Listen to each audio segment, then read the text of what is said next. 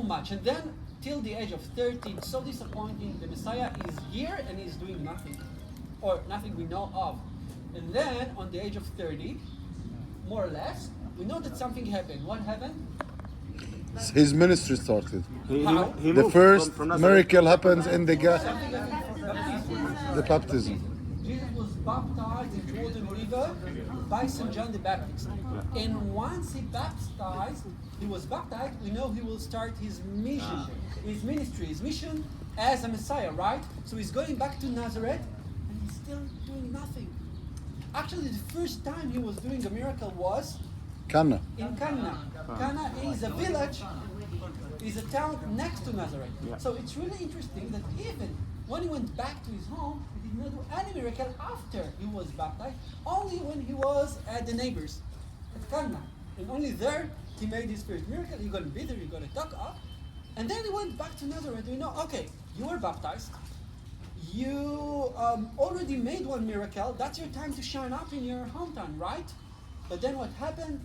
He tried just to preach something in his hometown, and everyone is laughing at him, saying, "This is the son of the carpenter. Oh, come on, Messiah! This is the son of the local carpenter of a local town." And they're running after him, and he's being expelled from his own hometown.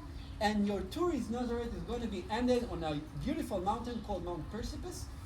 In the local tradition, not really mentioned in the Bible, in the New Testament, but being told is that they were so angry on him that they were running after him to the big mountain above Nazareth, overlooking the Valley of Jezreel. And he was running on the top of the mountain, and then Jesus just needed to jump, leap, and he vanished away and never went back to Nazareth and never made there any miracle. He went to That's why I said, Capernaum.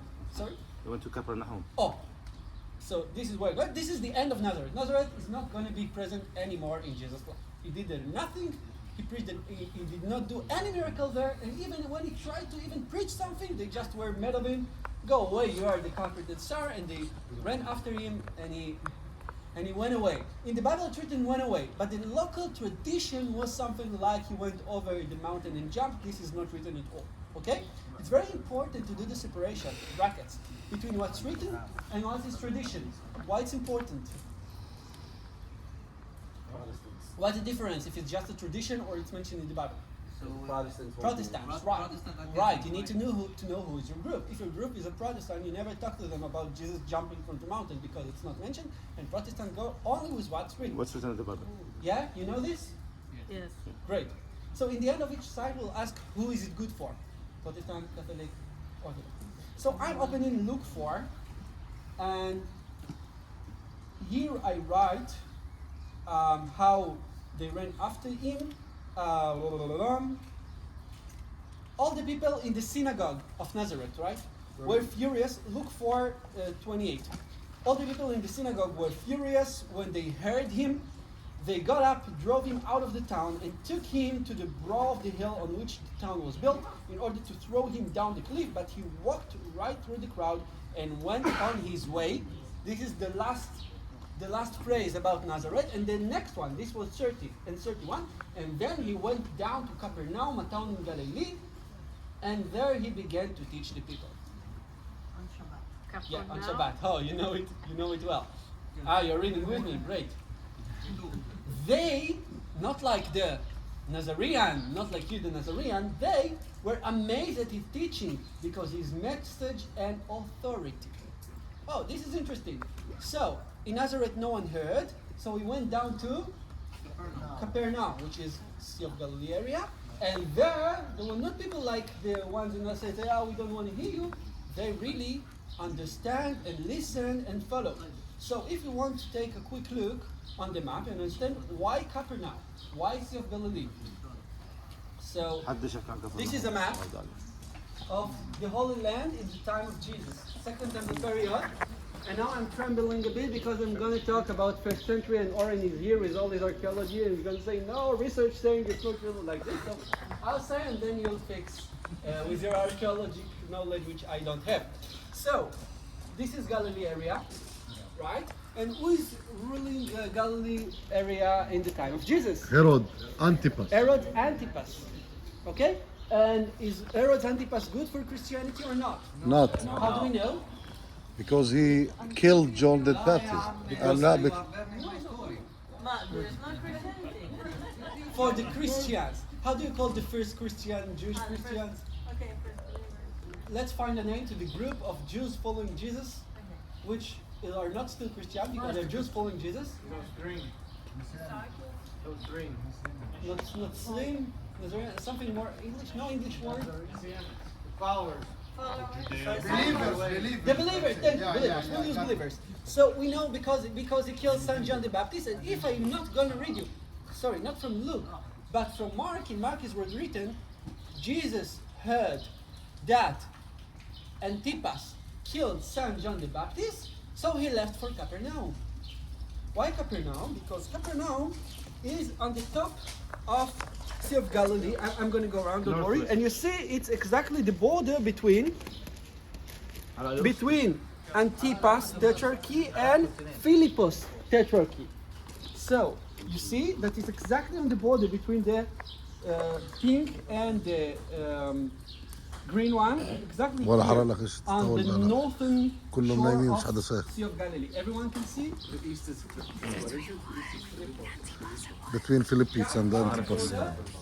Back ساعتين شرح. between the two tetrarchies. This is Herod Antipas land and this is Herod Philippus land. Two different Herods. Two different Herods, two brothers. This is Herod Antipas land and this is Herod Philippus land. Have you been to Banias? Yes. Banias is Philippus land. Right? And why is it important? Because you can preach, but you are just by the border. You are preaching to the Galilean area, but if something is too dangerous, you just cross the border and you are in someone else's territory and you are not in danger anymore. So you're preaching in Galilee, but exactly by the border, by the end of the Galilee, you can very quickly cross the border to a safe zone where Antipas is not governing. Okay? So, The border is following the Jordan River. yes. Okay. So you see that Capernaum is close to the Jordan River, but on Antipas side. Okay? Interesting thing, he most of the time preached through the northwest shore of Sea of Galilee. This area was full of tiny towns, but where is the big city around? Tiberias. Tiberias. He never went to Tiberias.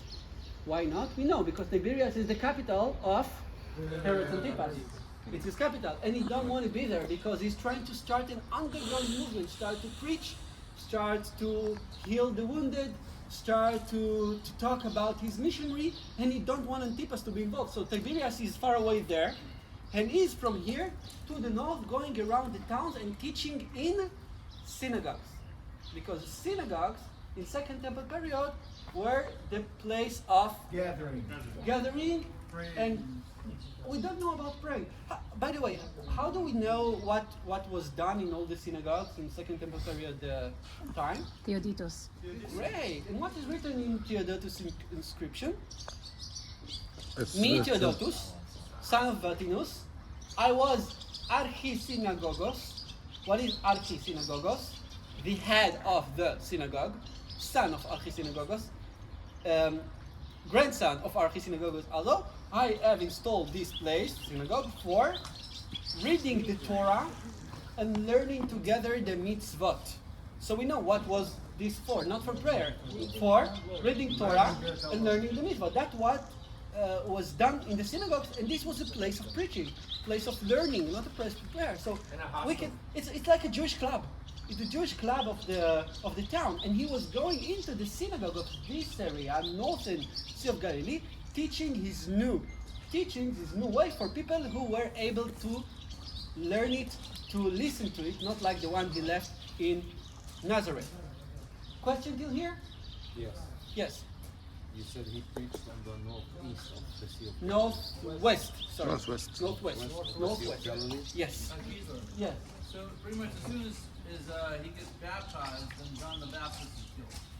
Is that? I got this right? We don't know how soon. Because you said like he hasn't even, he goes back to Nazareth and he tries to preach and they drive him out of town and he also somehow something at the same time hears that John the Baptist is killed and he says, time to go to. Not really. It's because it depends which gospel you read. Because if you read John, he was already, that's really in brackets. If you read John, he was already going to Capernaum, starting to talk to the people there. They started to follow him and listen to his miracle, but he was still going back to Nazareth. And only then he was expelled from Nazareth. And St. John the Baptist was killed, and after these two events, he went to Capernaum. So it's not the first time he went there. He always started to teach there and in Nazareth. Parallelly, this is if you read John, okay? Because John has a lot of details which you don't have in the other three Gospels, okay? Is it fine? Yes. Great. So if I open Matthew, after the baptism, so I'm reading Matthew 4. When Jesus heard that John had been put in prison, he returned to Galilee, leaving Nazareth. He went and lived in Capernaum, which was by the lake, in the area of Zebulun and Naphtali, to fulfill what was said through the prophet Isaiah. Land of Zebulun and land of... This is a quote right now, yeah, from Isaiah. You heard of prefiguration, right? You know that what Isaiah said going to be fulfilled. So land of Zebulun. Where is land of Zebulun? Anyone knows? Jezreel Valley, next to Jezreel Valley and Haifa. Nazareth. Nazareth, yeah. Nazareth, Haifa, not Nazareth. No, Nazareth is Zebulun. Okay? So, and where is Naphtali? Naphtali up to the Here. north. Yeah. Okay? Zebulun is Nazareth area, and Naphtali is here all the way to Lebanon. So, he was going there, if you read Matthew, not because he was running from something, but to fulfill what was written in the Old Testament. To fulfill what was said through the prophet Isaiah, land of Zebulun and land of Naphtali, the way of the sea. Guys, Via Maris, you heard of it, right? Sure. Is meeting the Sea of Galilee exactly here. This is Arbor Cliff. We're going to be there next week. And to the feet of the Arbor Cliff, here, the way of Via Maris is going from all the way from Nazareth to here, and from here it continues through the shore of Sea of Galilee all the way to Capernaum, and in Capernaum it turned left and going up To Damascus. to Damascus. Then it needed first to cross the Jordan River at some point. But exactly here the Via Maris meets the Sea of Galilee, under the Arbor Cliff, just above us. Okay? So, hear what Isaiah said. Land of Zebulun and land of Naphtali, the way of the sea, along the Jordan. Jordan is here, right? Galilee of the Gentiles. This is Galilee, who is for the people who are far away from Jerusalem, from Judea, from where things happen, the Galilee of the Gentiles. The people, and what is the next phrase in Isaiah? The people living in the darkness have seen a great light. On those living in the land of the shadow of death, a light has dawned. So the prophecy says people are in darkness and they're going to meet a great light. And Jesus said on himself somewhere else, I am the And light. the light. So those people living here, simple people, living in peripheral towns, far away from Judea, far away from Jerusalem, even not in the main city of Galilee, even not in Tiberias, but on the tiny towns, most of them fishermen, or even tax collectors, because we said that this is a border, right? So in the international border, there are people who are tax collectors who are the most hated people by everyone, yeah? So those people, simple fishermen, tax collectors, not rabbis, not big knowers, this is his audience. And from that time on, Jesus began to preach, repent for the kingdom of heaven is near. That's what he started to say. He started to say, kingdom of heaven is here. And we know that in Second Temple period, people were waiting for Messiah. They were waiting for kingdom of heaven, and he's saying, it is here. I came to bring it to you. Everyone thought it's going to be maybe in Jerusalem, Mount of Olives, but it appears first here in Galilee, and it's okay. So, audience of Jesus, fishermen, tax The people who lived here, a lot of them were fishermen. And of course he collected 12 of these fishermen and made of them disciples.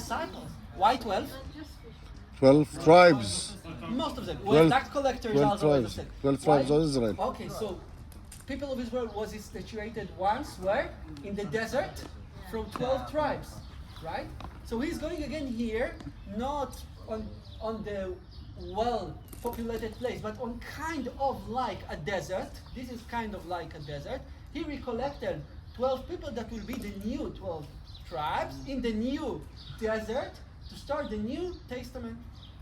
Everyone understand the equivalence? Yeah. Okay. So how do we find all these places? Because all of his mission, all of the ministry of Jesus, all the miracles he's done, the people he have healed, the demons he is expelling from people, all of this happened here in this very tiny and very narrow area. So we have very little geographical area with so many events. All the stories here that every Christian know of, all of them happened here, right? Not in Nazareth, not in Jerusalem. Like, he only started his ministry in Nazareth and it didn't work. He only ended his life in Jerusalem and it didn't work. Most of his life and the events we heard of have happened here. How can we find the exact places where it happened? Excavation. And what can we find in the excavations? So mostly what we'll find are Byzantine churches. When Byzantine times started, you need to know one thing. We're going to talk about it next week. But this area, the eastern Lower Galilee. Everyone understand that we're in the eastern Lower Galilee? Maybe I'll open the map again to show I you. will talk about this in Capernaum, so give me some. Lower Eastern Give me Galilee. the chance. This is introduction to the day. You're going to talk about each area specifically. I'm just giving the introduction. Okay. This is Lower Galilee, and we're in the eastern part of it. Lower Eastern Galilee is where Jews live in Byzantine time. This is the Jewish area in Byzantine time. Jerusalem is not Jewish. Magdala? All of this area. All the area. All the area, Arbel and Magdala and Capernaum and Chorazin, all of the lower Eastern Galilee is the Jewish area. So if we look and we got to the Byzantine, in the excavation we got to the Byzantine layer and we were finding a big church, normally we does not assume that such a big church is here for the community because there were not so many communities here. It was not a Christian area. By the way, the Western Galilee was the Christian area. You have been to Western Galilee? Not yet. You've been to Western Galilee? We didn't talk about it so much. It's full of Byzantine churches because this is where the Christian lived. But here, the Eastern Galilee is full of synagogues because this is where Jews live. And in between you find Byzantine churches. And when you find such a Byzantine churches, then, why the Byzantine build their church? Not to serve the population, but because Jesus have done something here. So you find the Byzantine churches and then you try to fit what is this church built for. Of course, some people are not convinced because maybe these Byzantines in 4th and 5th century did not know the right places because Jesus was in 1st century. So we need to assume that the local population remembered when they got to the local people in the town and they asked, do you remember where Jesus had done this? Oh yeah, my father told me what his father will remember Jesus, it was here. So the question is whether we trust these Byzantines or not. I'll tell you that most of these Byzantine churches were abandoned in medieval time and we don't have crusade buildings over them. And just in the end of the 19th and start of the 20th century, archaeologists came back and revealed them. And they said, okay, we refound these places where most of them were pretty abandoned in Middle Ages. You want to correct? No. This area was really abandoned through Middle Ages. So we just found one layer of Byzantine churches. So this is what we had till 2012. But in 2012, something really interesting happened. Everyone knew that this is the area of a city named Migdal. What is a Migdal? Tower, but it doesn't mean, why should you call a city Migdal, right? So Migdal is probably abbreviation of Migdal Nunia. What is Nunia in Aramaic? Fish. Right? Also in Hebrew and Arabic, Nunia is Nunya. fish. Nun. Nun. Joshua bin Nun. And also, if you know Jonah the prophet, what's his name in Quran? Yunus. We have two names, Yunus and Dawin Nun. Dawin Nun? Yona. Nun. Fish. Okay? So, Migdal is probably abbreviation of Migdal Nunia, the place where you raise fish. What kind of fish? So, what kind of fish? If we open Josephus calls the city Trichea. Where's the Greek speaker? Yes. Where's our Greek speaker? Trichea. Something with a three, something with three. It means The- it means salted fishes. Salted fish is The something. one that you eat in Kiddush. Herring? Herring. What's it called? Trichea. What's the word in Greek? Trichea. Trichea. Salted fish. Probably sardines, not herring. Okay, probably sardines. Trichea. Salted fish. They were like really popular to eat in those days. Oh, so we understand that this town was a place where they were fishing fishes and putting them in some salted. They were smoking or salting them and then selling them. Okay. And But the salt is different name today. okay. Salt is alati, or if you want to salt something, alatizo. This is you can remember it.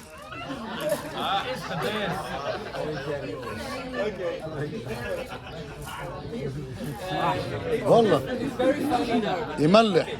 It's very funny in Arabic. Yeah, but so guys, take a look there. Take a look there. You see the blue sign. Yes. This is where in 1948 used to be an Arabic village named Magdala. Okay, so the Franciscan says, of course, if this is where an Arabic village named Magdala, of course, what's going to be found under? So they started to do excavation and they found very beautiful Byzantine town, which is nice, but not uncommon. And at some point, no one came to visit there because just Magdala, okay, very interesting. Even the tour guide Kuzov Oren did not wonder because okay, just another Byzantine church. We have some, but at some point, Vatican decided to build here a hotel just by the excavation part of Magdala. So this place was designed to be an hotel, and the hotel was given to an association from Mexico, Catholic association named Christ Legionnaires. And they said, okay, we need to build, but in Israel, before you build, what you need to do? Excavate. From the archaeologist. Yeah, so you need to do, and then they started excavation, and they understood that all of this time the Franciscans were looking in the, not in the wrong place, but In the this city. It's a big place also. Yeah, this is where Magdala moved to after year of 70. But Magdala of Jesus' time was actually here, and all of it was found untouched. Guys, everything you see here is one layer, which is exactly Jesus' time. Magdala, untouched, nothing above, nothing below. Okay, it's nothing below. It started on Hellenistic time, Hasmonean time, but that's it, Second Temple period. And they found the whole village with fish market, where they raised the salty fish.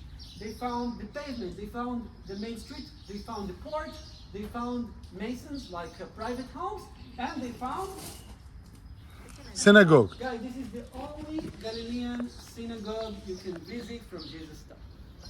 If you ask for Galilean synagogue, you have dozens from Byzantine time when this was like the area of the Jews. But if you go back to Jesus' time, this is the only one that was found that you can visit. There are two more.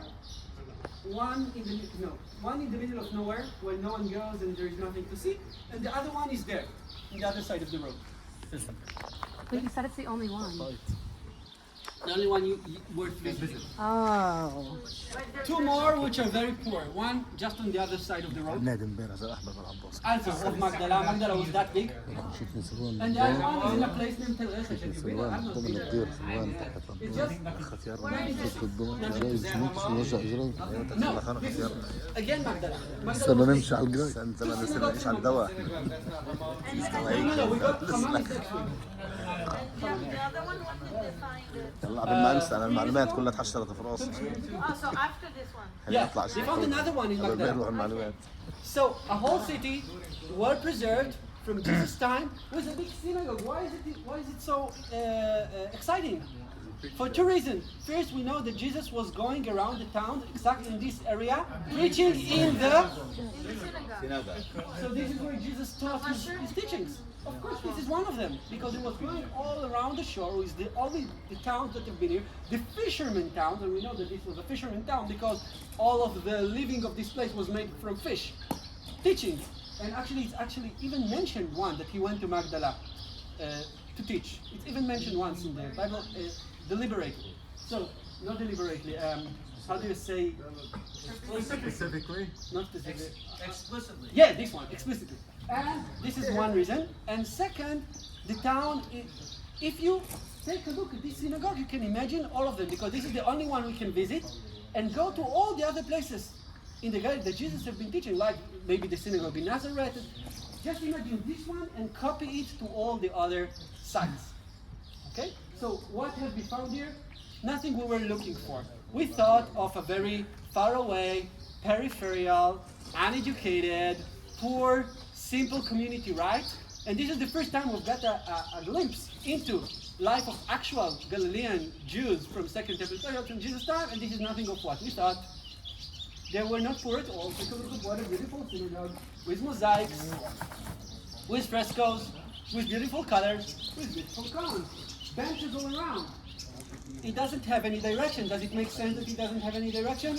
Yes. Yes, because we heard that synagogues back in Temple Town were not for praying towards Jerusalem, they were for assembling together. Reading. So it makes sense that they're sitting like this in a rectangular without any specific. Okay. Very beautiful, very decorated. It makes sense because these people made a lot of money out of their fish. They were fishermen, but they were not poor at all. That's what we found out. And the most interesting of all, for the first time we found this, and to understand this I need the help of Shirin. Shirin. Go ahead. Are you coming to the front?